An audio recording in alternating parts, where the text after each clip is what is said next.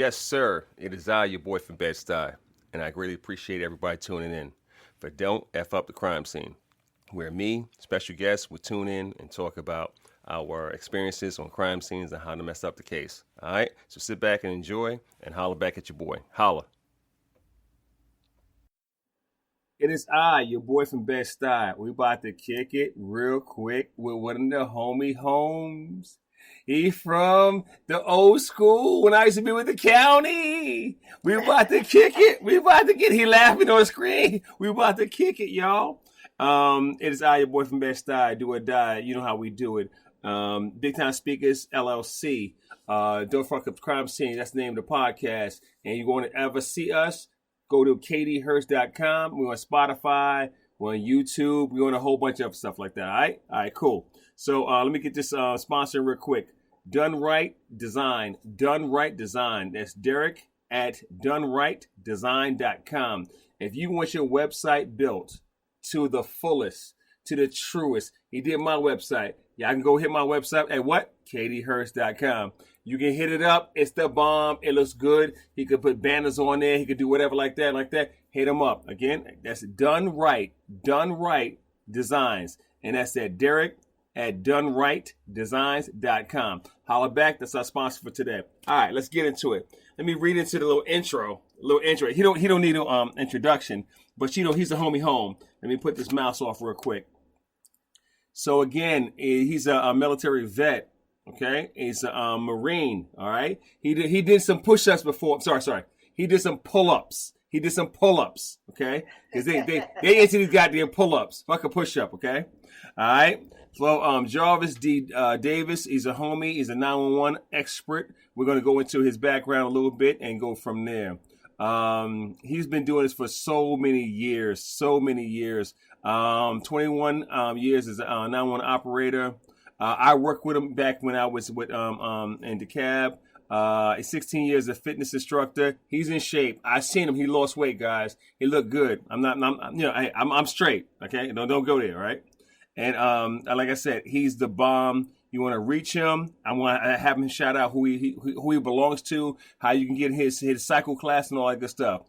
Jarvis, welcome to the show, bro. Don't Fuck Up the Crime Scene. What's up, bro? Nothing much, man. It's an honor and a privilege to be here kicking it with someone from back in the day, man. I mean, we've had so many good times up in the conference room playing Madden.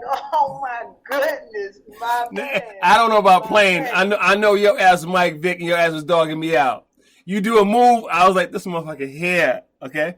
Now we had a good time, man. You family, bruh. What's been up, man? How's life? I know you married now. You married now? Can you hear me? Can't hear me? What the hell? What? Okay, hold on. Try it again. All right, what about now? Can you hear me now? Yes. All right. I moved back. You married now? Family good and everything? What's going on, bro? Yes, I am married. Can you hear me? Yeah, I got you. I got you all day. Yeah, I'm married to Mia Davis. This June will be 5 years. So I'm trying to, get this thing under control, under my feet, to walk a high path. You know the drill. You know what I'm saying? So she's a good person. She's a good girl, smart girl. So very fortunate to have her in my life. So, you know what I'm saying? Behind every great man, there has to be a woman. You know what I mean? That's the balance that we all need. You feel me? So, yeah, man. But, yeah, you're doing big things, my brother. So I'm very proud of you, The good thing about social media, I can still live vicariously through you, even though I don't see you. So that is one of the positives of this social media area that we live in now. Bruh, we go back so far, man. We go back so far. I was talking to Kelly the other day. We go back. When I used to come up there, bro, we could tell some tales, bro. We could tell some fucking tales. All of the stories, man. You know what I'm saying? And I tell anybody. I tell anybody. That was my basis. That's my roots. If you can make it into Cobb County, you can do public safety Anyway. That was the proving ground right there. Absolute proving ground. I tell you like this, man. Hey, it's a blessing to have you as my homie.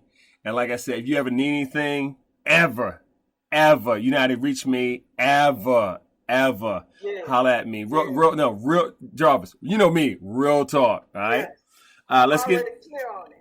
Come on, bro. Oh my God. Yeah, bruh. And so for all my dude and dudettes, this is episode 65 for Don't Fuck Up the Crime Scene. And I got a 911 expert on the line right now. Y'all don't understand. He has taken calls, hot calls, easy calls, routine calls. I don't fucking want to answer the call. He has taken all these calls to be like this.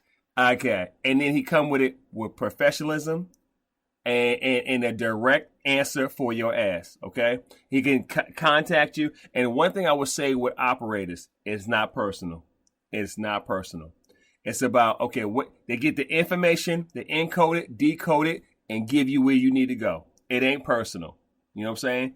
And I take my hats off to you. I salute you because I know what you do. I know how you do. I know why you do. And I mean, we going back. You have all the instruments, you have keyboard, and you have the 10-7, 10-up, you have the pedals at the bottom.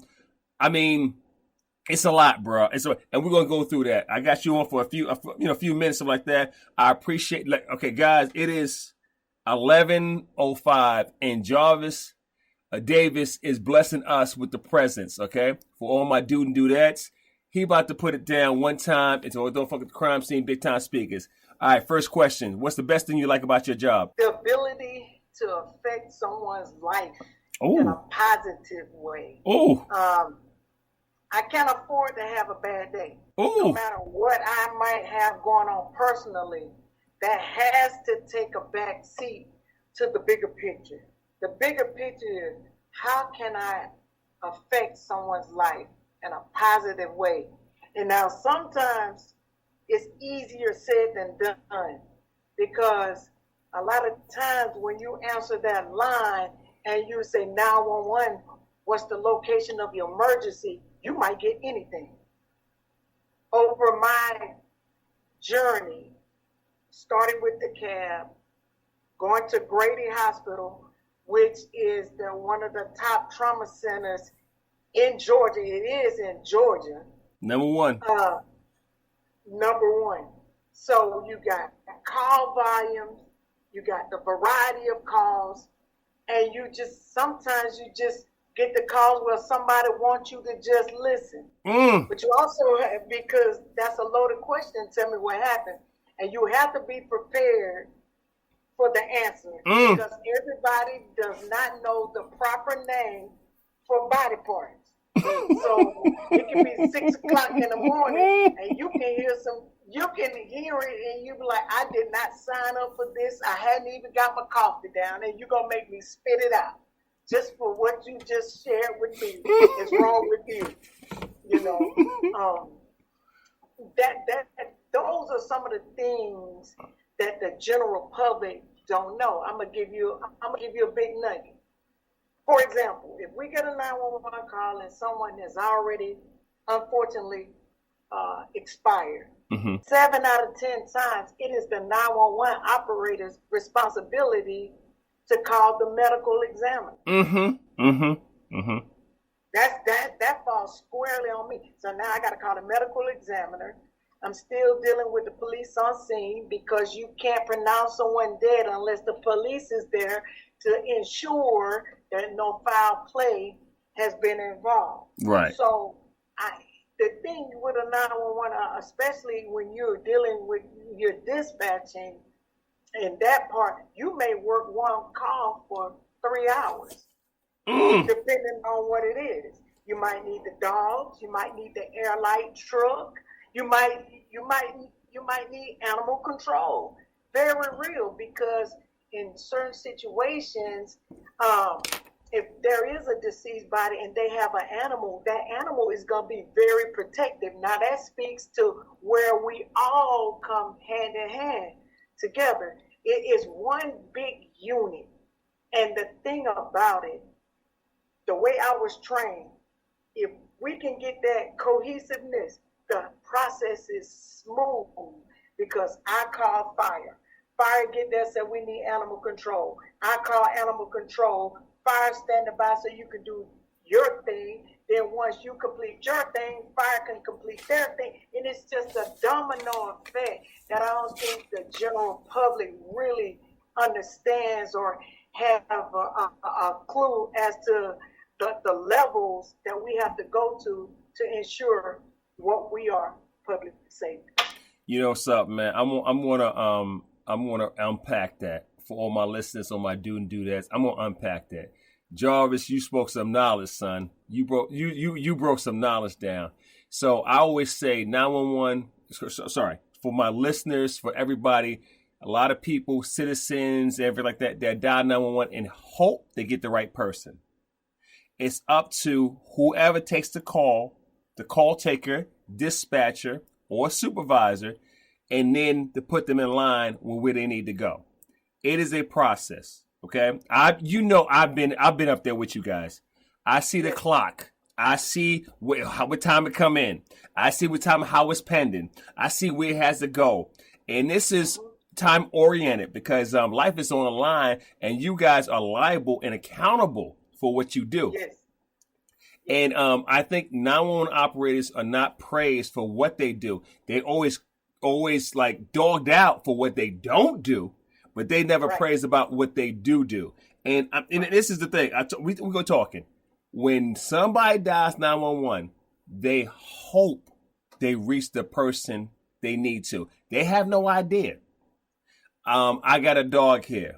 My plumbing ain't working. I got a fire. Somebody been shot. Somebody's dying. That's a whole bunch of different calls. And I have seen on your schematic, people run 7 and 8 different departments and units at one time. Exactly. You know what I'm saying? Exactly. Digress on that. What you guys say about that? Because my thing is like, when you have somebody who's like, I need this, I need that. Okay, tell me what's going on. And you have to be patient. And you have to humanize them and not be like robotic. You know what I'm saying? Because it's easy to be like, okay, blah, blah, blah, blah, blah, because you heard it all before. You know what I'm saying? And you heard it all before. You be like, okay. You like, okay, get to where I need to go, right? But at the same time, you're trying to be like this. You're trying to be empathetic and sympathetic with what they're going through because you don't know. You know what I'm saying? Exactly. And that's another good point. It is up to me to be able to get on I-20, I-75 mentally to know what direction you're going in if you're calling an accident with injuries or without. Right. And certain key words here in Atlanta is like, okay, ma'am, are you going towards the airport or are you going towards Buckhead?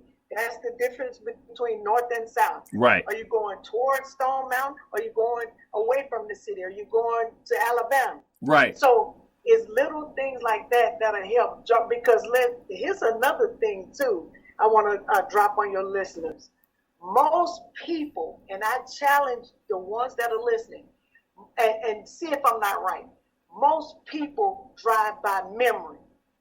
True. I remember turning at the Dunkin' Donuts and go 3 lights, and then I turn at the Texaco.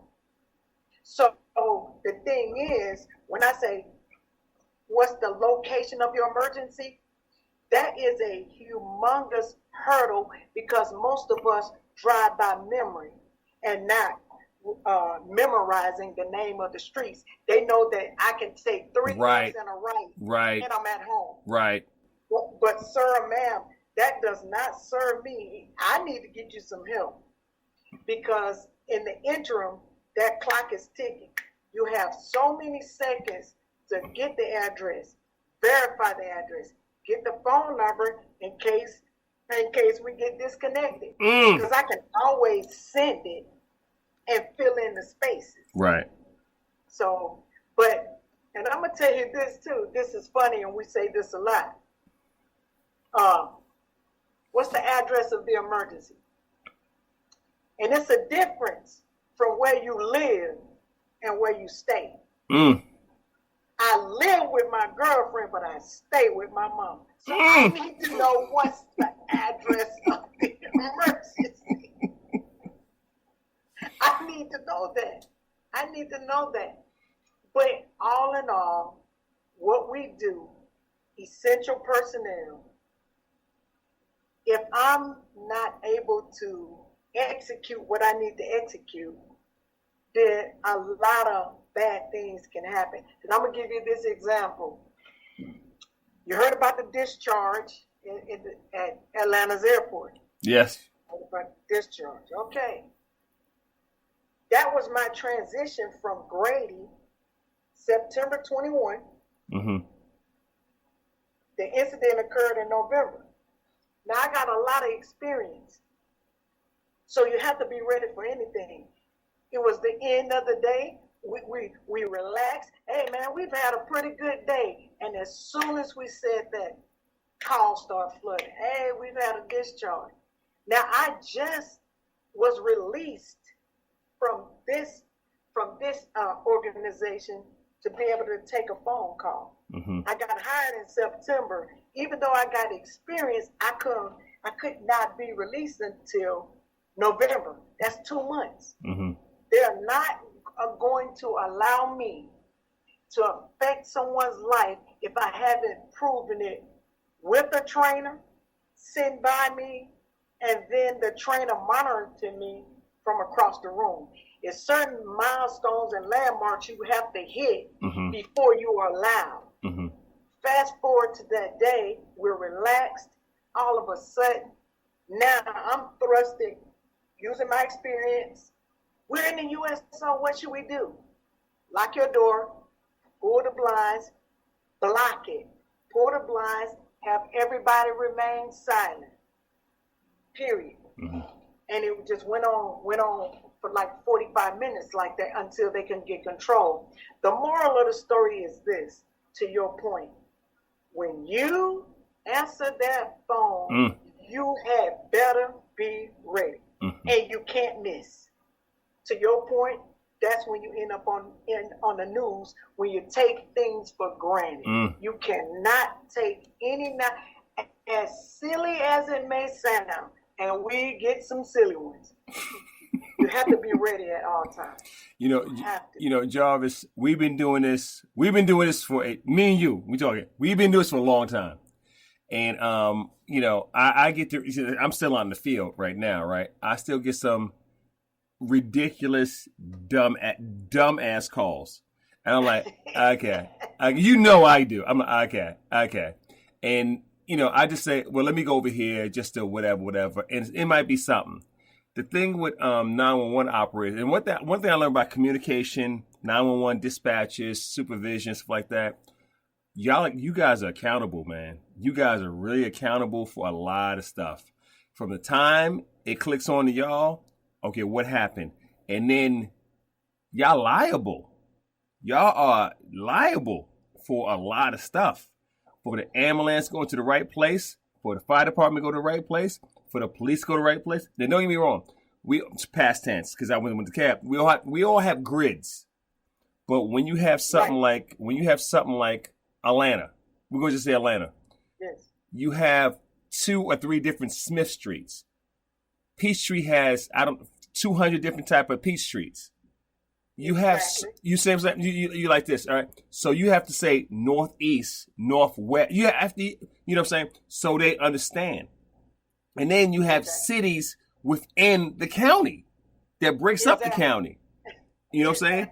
And then you like, okay, who does that go to? But you have a split second, and then you have I forgot what my son said. You got a little board. You have pages to read in case you have you have to go through this file. Yes, it's certain addresses has a hazmat attached to it. So if there is an area that has a lot of high intensity from the people that live in that area, certain addresses are automatically flagged because it's all about here's the other thing too. My motto when I'm working the radio, if I go home, you go home. Say it again. Say it again. And One thing about police officers, they don't like to be held accountable. And what I mean by this part is this: if they're out on a call, Mm-hmm. not that they're somewhere they're not supposed to be, but if they're out on a call, they really don't want you bothering them. Right. Yeah, but if I've sent you to a disturbance, some people arguing, I'm going to check on you after 7 minutes. I'm checking on your status. I had this situation at Grady, a mental patient, one of our paramedics, somehow one partner, they were separated. One partner is on the inside and the other one was on the outside. I lost my mind. I'm calling the city of Atlanta because in the city of Atlanta, see, that's another thing too. I'm sorry, I got to give you this sidebar. 911 is a business. It is a strictly business. The city of Atlanta does not have ambulance service and they contract Grady. Right. It's a business. It's a business. So anyway, back to the story. I'm calling Atlanta. I'm blowing up your phone. I need some officers out there right now. Well, what's wrong? He's in the building with someone that's having mental challenges and his partner is locked out. Y'all need to respond, and I mean now. So that's my mentality. Right. If I go home, you go home. I want to know where you are at all times. I don't care because you get mad, because what you say is very true. I am liable for everything. It falls directly, not my coworker, not you. It falls on me. So Right. if it falls on me, I'm going to worry the shit out of you until you answer your radio. Because we going home. You know, We are going home. you know, the one thing, like, I'm not going to speak about our former supervisors and former watch commands like that. We were tight with that. We was tight with that. You know, we was like, hey, all right, 10-4, yo, you okay? You okay? And I say 10-12, 10-12, 10-4, 10-4, 10-12, 10-12. You, and so for all my listeners, I'm speaking 10 code, and I know your 10 code might be different. Okay, 10 code mean stand by, right? 1062 mean I'm okay, right? 10-0 mean hey, it's about to go down. Okay, so the thing is like this, and remember this, guys. All right, from all my listeners like that, a lot of operators have signals, they have codes, they have various codes, and they have about maybe 3 or 4 radios. And they might have pedals. And if y'all don't know what a pedal is, it's a 10-7 and a 10-8 when they release. Okay, and this is real talk. All right, and they are really focused with a radio over here. They're operating air, and they're looking at the time board, and they're doing about 7 or 8 things at one time, and it is multitasking to the fullest. My son, my son came up there. He was a 911 operator. I'm going to get him on. I'm going to podcast him like that. And the reason why they say he was so good, Jarvis, at playing PlayStation and goddamn Xbox. He can multitask all around like this, right? Jarvis, that motherfucker like, he can see stuff, type stuff, and keep it going. It's like he was meant for it. You know what I'm saying? But next question, because we having a good time, bro. We having a good time. Hold on. Next question. Favorite movie or book? Favorite movie or book? My favorite book is Malcolm X biography. Mm-hmm. I like that. And my favorite movie is any of the Equalizers or John Wicks or the Bourne series. Any one of those, you put that on. Like tonight now, I'm in a nostalgic mood because I love Jackie Gleason. I'm watching Smokey and the Bandit in the background. Oh my good, Smokey and the Bandit. 1 or 2? Part 1 or 2? The first one. Okay. Part 1. So yeah, that's a great question too, because a lot of what we deal with too is, as a 911 operator, I know your listeners can't see what I'm doing, but the gesture is this. I got a headset here on one ear. I got a phone here. Where does it go? Because certain calls, will trigger you. And I was just talking about this tonight because I'm trying to get my niece to become a 911 operator. Mm-hmm. One of the worst calls I ever had, because we're human too. That's the other part that that get lost in the show. I told my mother when I went to Macon to see her from Atlanta, about an hour drive, it was at night and I was coming back home. Hey, Mom, go on in the house and lock your door. Okay, baby, I got it. Fast forward 2 weeks later, I'm at Grady. I get a 911 call. And ladies and gentlemen, I hope you never have to hear a death cry, because it's something that I can't get over. Mm-hmm. To hear a grown man crying about his mother saying, she's in here, there's blood everywhere, and there's a man that I don't know slumped over the bathtub, and he looked like he's dead too. And as he's crying, he says this phrase, I just seen my mother. I told her to go in the house and lock the door. So I finished up the call. They looked at my face. Jarvis, do you need to step away? Yes. Went immediately to the parking lot with tears in my eyes and say, Ma, I love you. I know we don't get along all the time, but I love you. I told her the whole story about what this guy said and what she told me. That she was going to be okay after I told her to go lock her door. She said, I'm okay. I understand. I'm going to be all right. I'm okay. The moral of the story is this. You have to have an out because the stuff gets stuck here. And sometimes it's hard to take a mental flush. So that's, we are people too. And I think that gets lost in the shuffle. So I worked out today twice. I work out regularly, and I like to be interactive. I still play Madden because that's my calm down. So we have to because it's everyday life or death, and it's not always that gloomy. Kev, I've been doing it for a long time. But I've only I helped deliver a baby back in 2018. November 2018 at a gas station. What? All the years I have been doing it, never. So that's the joy of it. But there's another side of it. Right. Too. So somehow in what you and I do, we have to kind of find that balance. The thing is like this. As an instructor, a teacher, a professor, I've learned how to pass on my passion of investigation. At the same time, I try to make sure my students, my peers, and all my peeps understand how to look at it, do the job, and kind of move back from it. Because you can get way too much, and because it's a lot. And the thing is, and I tell everybody this on some of the shows, your significant other might not hear it. They might not be, they might be okay with hearing it once or twice, but after that, they don't want to hear it no more. They really don't, because all the horror stories, they don't want to. You want to get it out, but they don't need to hear all that. You know what I'm saying? And they want to be there for you, but they don't need all that. So, you have to have an outlet, which I'm glad you said that. You know what I'm saying? I've been doing this a long time.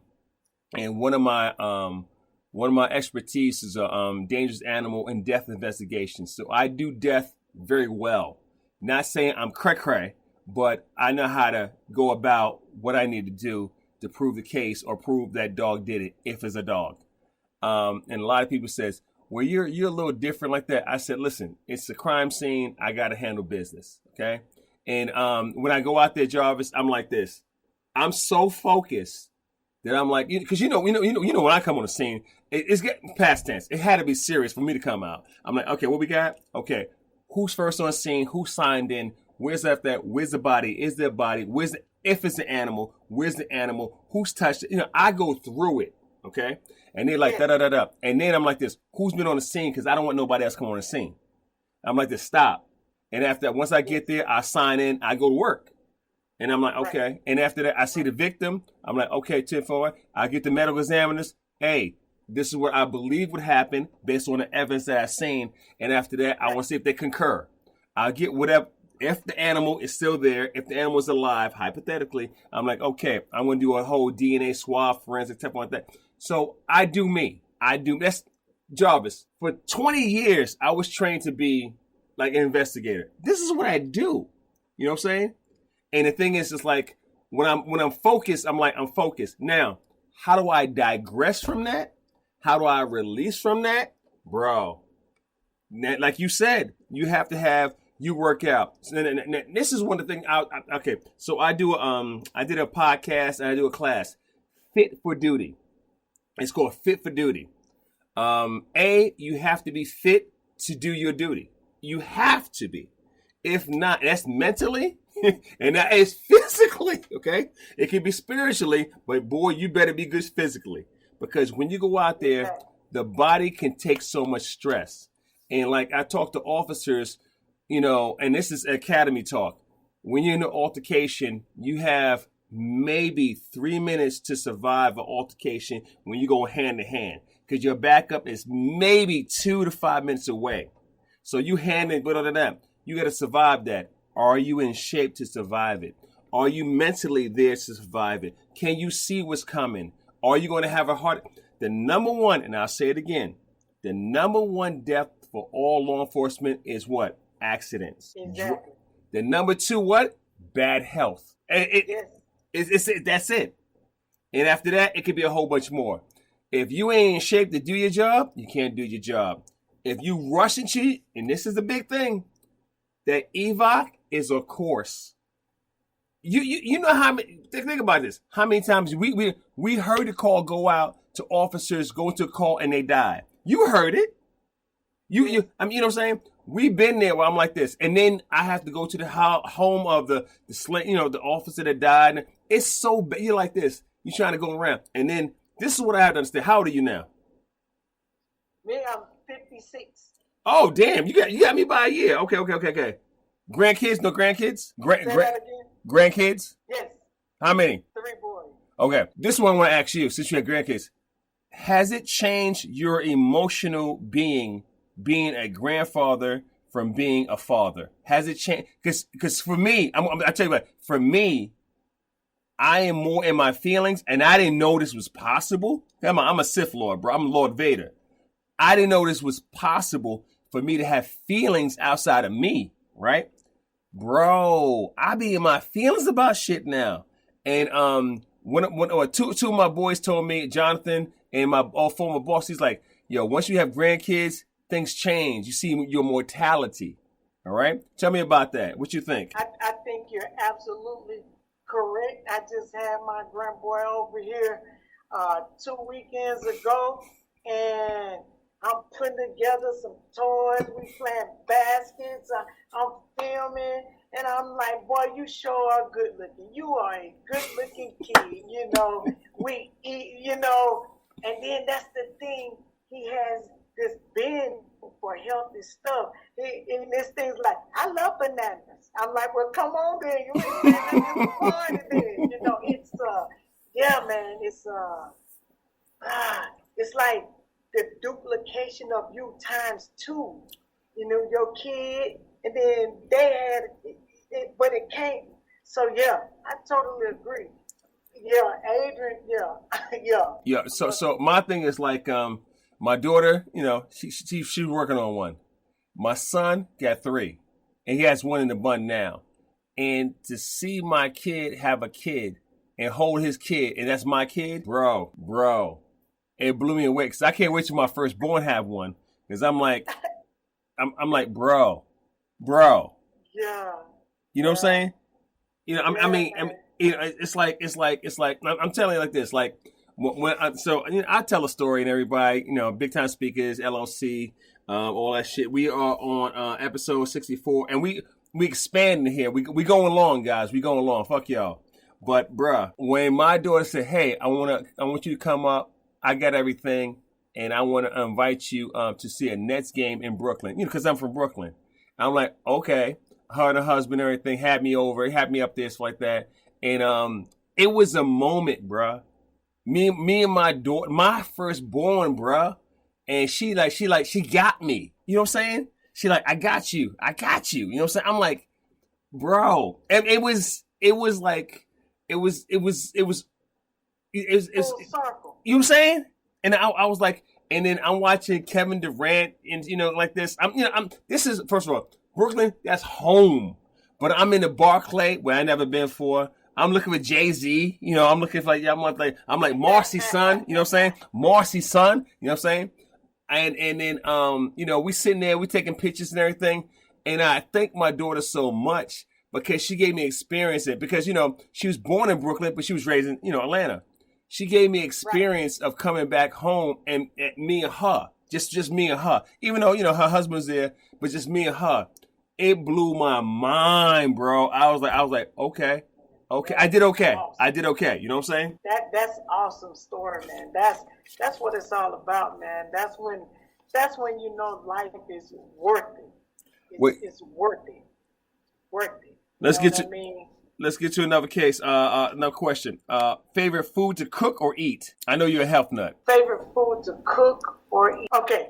Right now, I'm on those Impossible burgers. Man, that was the saving grace for a dude like me. I love burgers, you know what I mean? So I'll do that and also do my own fried rice. Spinach, onions, eggs, green peppers, you know what I'm saying? Mushrooms, I'll do that myself. So between my Impossible burger and my rice, my brown rice and quinoa, I'm good, bro. I'm good. My wife said I eat like a squirrel. Hey, how you say it? You got to get it. But I'm going to tell you something. Man, what you're doing as far as the fit for duty, that's really good. That's really good. Well, let me ask you, what's your favorite food? Oh, no, he didn't. So, okay, so. What you like to make? All right, so I eat everything moderation. So my thing is I eat protein moderation. That could be red meat. It could be poultry. It could be fish. It could be moderation. Moderation. Okay. I do plant-based a lot and vegetarian a lot. I went vegan for 2 years. Shit almost killed me. You got veganism, no disrespect. It can be all that and more, but for every physiological type, it might not be. You know what I'm saying? Because that protein on veganism, boy, that's a different beast, bro. You know what I'm saying? That's why I never crossed over to being vegan. I've been a vegetarian since 2014. But you know that's the other thing about the Comm Center. Sometimes you're a family and you don't even know it. This is how I became a vegetarian. Hey Jarvis, some of the ladies here, you like to work out. We want to go 1 week without meat. I'm like, I'm crazy. Let's go. Let's do it. We're family. So the first week, they all fell back on me. So I was like, you know what? I'm going to keep this week going. Made it 1 week. Hell, let me try 2 weeks. Made it 2 weeks. I said, if I make it this third week, I ain't going back. And I never went back. That's how I became a vegetarian on a dare at work. Mine was a little different. The way I went to veganism, it was whipped cream vodka and a hot game of Twister. I'm being real, bro. I'm being real. A hot game of Twister with 2 vegans. I became a vegan the next morning. Okay, this. Wow. Yeah, it was awesome. It was awesome. It was an awesome feeling. But bro, let me tell you. If my thing is this, you have to learn how to cook for yourself and learn food. My thing is, I was not the mushroom guy, big time mushroom guy. I was not the biggest eggplant guy, and then I'm growing my food now. So I'm growing my food. I'm in DC, bro. I'm growing food. I have a raised bed. I got plants or thing. I just got my first seedlings. They're growing.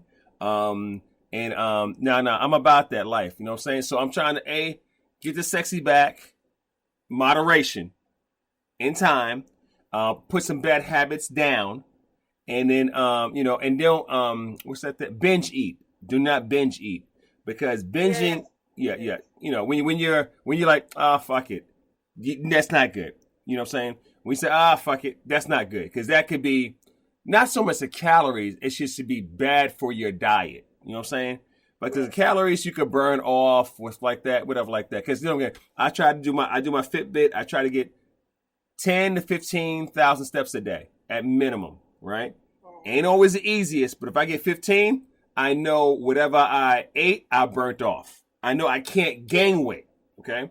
If I do 20,000 steps, I know I'm losing weight, okay? As long as I don't have the calorie intake. You know what I'm saying? It's a formula, you know what I'm saying? And then what? Water. Just drink water. Yes. You know what I'm saying? Exactly. And leave soda alone, stuff like that. And I do a lot of kombucha. I do kombucha. I make my own kombucha, like that, for my probiotics, like that. And I go regularly, okay? I don't talk about pooping, but I poop like a motherfucker, okay? I go regularly, okay? That kombucha, cleanse your ass out. If you can get your gut health right, get your water right, you'll be okay. Yes, that's the thing too. Once I eat, it does not stay. I'm gone. That's very important. And one food that I do eat every day in some form or fashion is spinach. Well, every morning, this is breakfast for me. My day starts at 6. So about 6:20, I'm in the car going to work. I got my protein shake that has spinach in it. Spinach, strawberries, and some other stuff, oatmeal, and that sort of thing. So I eat spinach in my shake.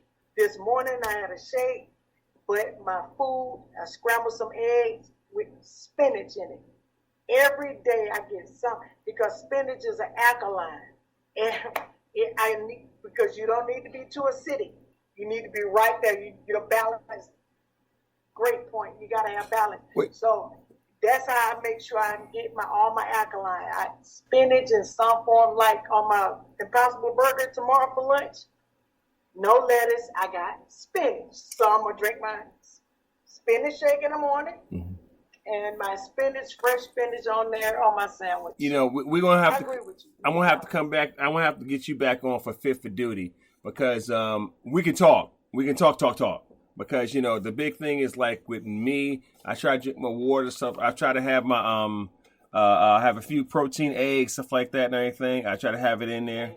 You can't hear me? Can't hear me? Nothing. Hold on. Nope. Yes. All right, I'm still talking, guys. Jarvis can't hear me. All right. I see the thing over here. Hold on a second. Nope, can't hear you. Hold on. Can you hear me? I can hear you all day. Can you hear me? You got me? I can't hear you. The fuck is going on? Yes, no, maybe so. Yes, no. What the hell happened? What is going on? Hold on a second. Okay, I will. You got it? Can you hear me? Yes, no? No, I can't hear you. Goddamn. Go. Hold on. This is crazy. All right, hold on. We might have went past that time, so I still can't hear Jarvis. What's going on? I'm doing everything right. I'm looking at, I got the mic right. Hold on. Let me come back. Can you hear me? Can you hear me now? Can you hear me now? Nothing. I can't hear you. God damn, what the fuck is going on? All right, hold up. Let's do this. I'm gonna text you. We're gonna keep going, guys. I'm texting Jarvis now. I'm gonna text him next question. This is crazy. Hold on a second. Let me call Jarvis. Still can't hear me? Nothing. What's up, brother? I can hear you all day. Oh, okay. Last question. Well, next to last question. Are you a good teammate? I think you hung up. Okay, I think that is my strong point, because generally I'm the OG on the ship. Got you. And I offer a lot of encouragement to young operators. You know, certain little do's and don'ts, certain things they should ask, and I put it in a way not to shoot them down, but to make them laugh. If you can make a person laugh, you're gonna make them relax.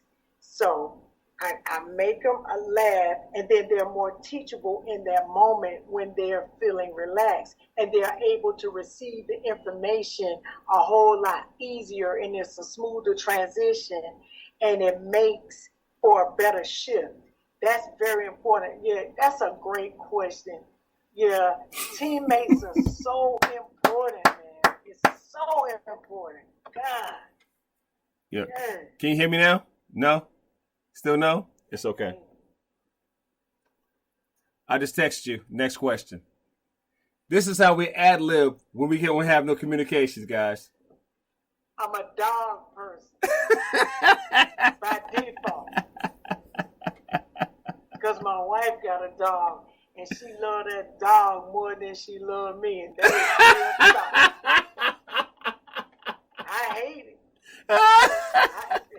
You want the truth? I just got to give you the damn truth. She loved that damn dog.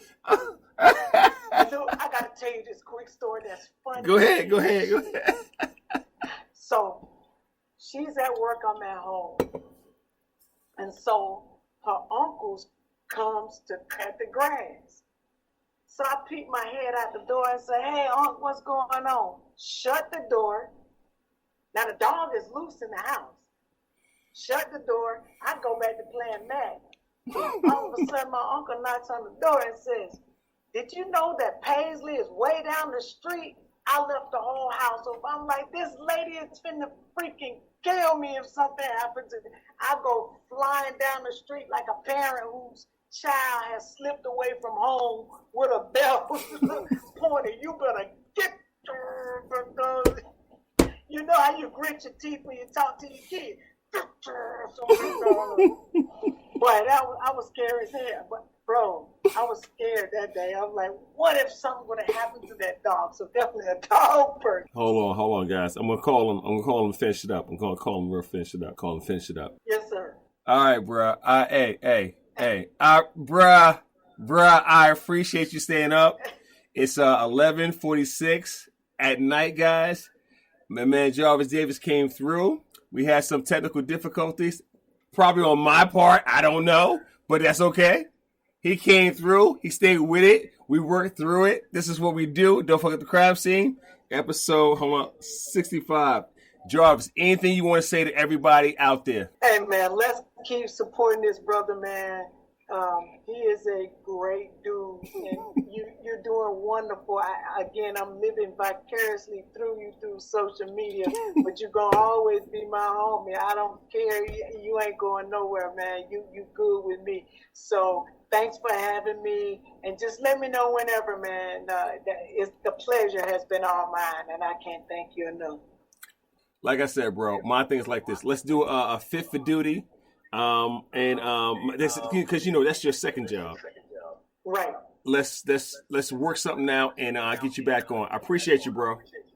Okay, brother, we can do that. Fit for duty. I'm down for that. Thank you. Holla at you later, man. Yes, sir. 8-Town? I'm down. Later, bro. Later. Later. That is a fool for show. And that's a wrap. Greatly appreciate everybody tuning in. It was a pleasure. I always have fun talking my stories and all that good stuff. So again, tune in to dfutcs.com. Don't F with the crime scene. Holla back at you guys later.